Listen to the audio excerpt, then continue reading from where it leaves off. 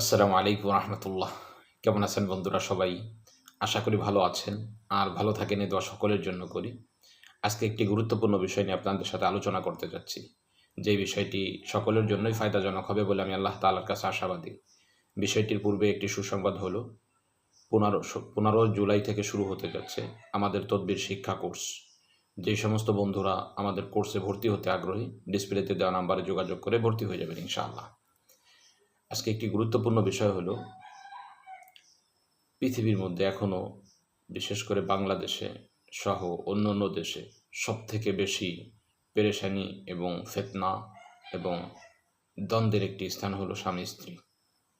বিশেষ করে এখনও লক্ষ্য করলে দেখা যায় যে অধিকাংশ ক্ষেত্রেই নারীরা নির্যাতিত হচ্ছে, বেশি কথা শুনতেছে, সুখময় জিন্দেগি কেউই পাচ্ছে না। অসংখ্য নারী আমাদের কাছে এসে ক্রন্দন করে, স্বামীকে নিয়ে এসে হ্যাপি না।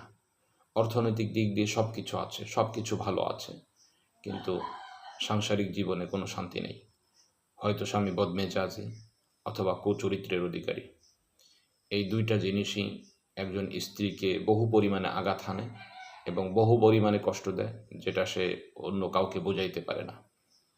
বদমেজাজি বলতে স্ত্রীর সাথে কোনো সময়ই ভালো আচরণ করে না।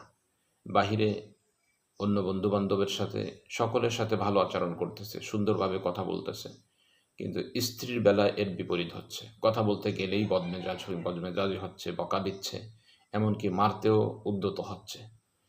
এইরূপ যদি কোনো স্বামী হয় অথবা যদি কুচরিত্রের হয়, স্ত্রী সৌন্দর্যের দিক দিয়ে বলেন, অন্য সব দিক দিয়ে বলেন, সব কিছু থাকার পরেও অন্য নারীর প্রতি যদি আসক্ত হয়ে পড়ে, এই ক্ষেত্রে আজকের আমলটা খুবই চমৎকার এবং উৎকৃষ্ট হবে। আমলটি হলো, প্রথমে আমরা আমল নিয়ে আলোচনা করি। আমলটি হলো, আল্লাহ তাআলা একটা সিফাতি নাম আছে ইয়া বাসিত। যদি কারো স্বামী এইরূপ হয়, কুচরিত্রের অধিকারী অথবা বদমেজাজি, তাহলে আল্লাহ তাআলার এই সিফাতি নামটি ইয়া বাসিত ওই নারী নিজেই এখলাসের সাথে ৩০০ বার পাঠ করবে। পাঠ করে পানি অথবা খাবার জাতীয় যে জিনিস আছে এর উপর ফুঁক দিবে। ফুঁক দেওয়ার পর এটা স্বামীকে খাওয়াবে।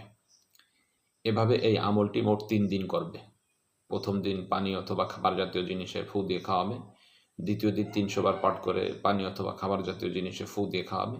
তৃতীয় দিন আবার ইয়া বাসিত শব্দটি ৩০০ বার পাঠ করে পানি অথবা খাবার জাতীয় জিনিসে পান করে ফু দিয়ে এটা স্বামীকে খাওয়াবে।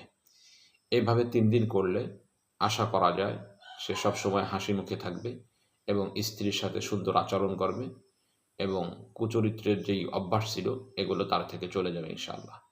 আমলটি খুবই ফায়দাজনক।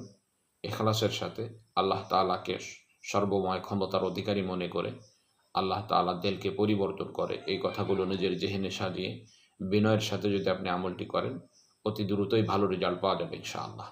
তো আজকে এ পর্যন্তই। দেখা হবে অন্য কোনো দিন অন্য কোনো বিষয় নিয়ে। আসসালামু আলাইকুম ওয়া রাহমাতুল্লাহ।